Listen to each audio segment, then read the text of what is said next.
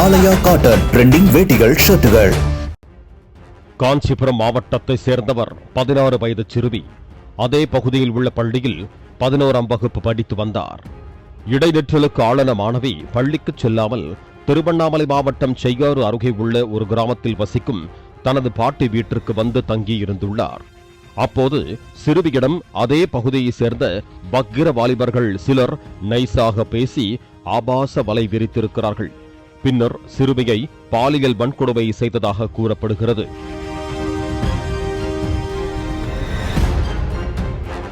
இதனால் உடல்நலம் பாதிக்கப்பட்ட சிறுமி வீட்டுக்கு சென்று தனக்கு நேர்ந்த கொடுமைகள் குறித்து உறவினர்களிடம் தெரிவித்துள்ளார்.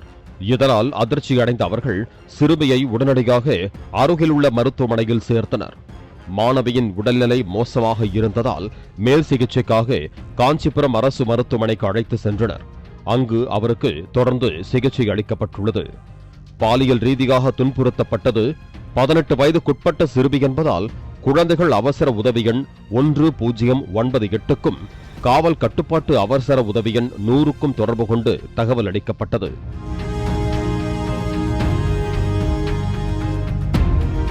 குற்றச்சம்பவம் நிகழ்ந்தது திருவண்ணாமலை மாவட்டம் என்பதால் தகவல் அறிந்து திருவண்ணாமலை மாவட்ட போலீஸ் சூப்பரிண்டென்டென்ட் மற்றும் பிரம்மதேசம் காவல் நிலைய போலீசார் சம்பவ இடத்திற்கு சென்று விசாரணை நடத்தினர். மேலும் அந்த பகுதியில் போலீசார் முகாமிட்டு கூட்டு பாலியல் பலாத்காரம் நிகழ்ந்ததா என்பது குறித்து தீவிர விசாரணை நடத்தினர். மேலும் காஞ்சிபுரம் அரசு மருத்துவமனையில் சிகிச்சை பெற்று வரும் சிறுமியிடம் திருவண்ணாமலை மாவட்ட போலீசார் நேரடியாக விசாரணை நடத்தி பாலியல் குற்றவாளிகள் குறித்த விவரங்களை கேட்டறிந்தனர். இந்த சம்பவம் தொடர்பாக அதே பகுதியை சேர்ந்த 3 பேரை சந்தேகத்தின் பேரில் போலீசார் பிடித்து விசாரணை நடத்தி வந்தனர். இந்த நிலையில் இந்த சம்பவம் குறித்து தேசிய மகளிர் ஆணையம் தாமாக முன்வந்து விசாரணை நடத்த ஆரம்பித்துள்ளது.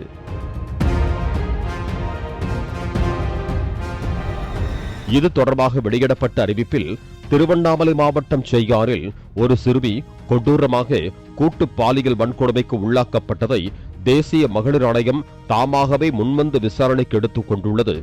சிறுமி மீதான இந்த கொடூர தாக்குதல் இளம் பெண்களின் பாதுகாப்பு குறித்து ஆழ்ந்த கவலைகளை எழுப்பியது.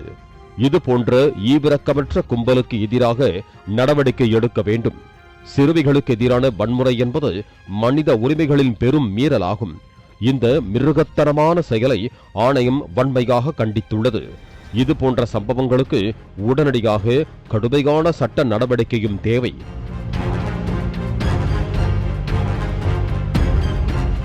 போக்சோ சட்டத்தின் கீழ் முதல் தகவல் அறிக்கையை உடனடியாக பதிவு செய்யவும், குற்றம் சாட்டப்பட்ட அனைவரையும் உடனடியாக கைது செய்யவும், பாதிக்கப்பட்ட சிறுமிக்கும் அவரது குடும்பத்தாருக்கும் தேவையான அனைத்து உதவிகளை வழங்கவும் தமிழ்நாடு டிஜிபிக்கு உத்தரவிடப்பட்டுள்ளது. 5 நாட்களுக்குள் எடுக்கப்பட்ட நடவடிக்கை குறித்த விரிவான அறிக்கையை தமிழ்நாடு போலீசார் சமர்ப்பிக்க வேண்டும் என்று அதில் தெரிவிக்கப்பட்டுள்ளது. இந்த நிலையில் மாணவி குற்றம் சாட்டிய இடங்களில் உள்ள சிசிடிவி காட்சிகளை ஆய்வு செய்த திருவண்ணாமலை மாவட்ட போலீசார் மாணவிக்கு கூட்டு பாலியல் வன்கொடுமை நிகழ்ந்ததற்கான ஆதாரங்கள் இல்லை, மாணவி முன்னுக்கு பின் முரணான தகவலை தெரிவித்து வருகிறார், அதனால் தீவிரமாக விசாரித்து வருகிறோம் என கூறியுள்ளனர்.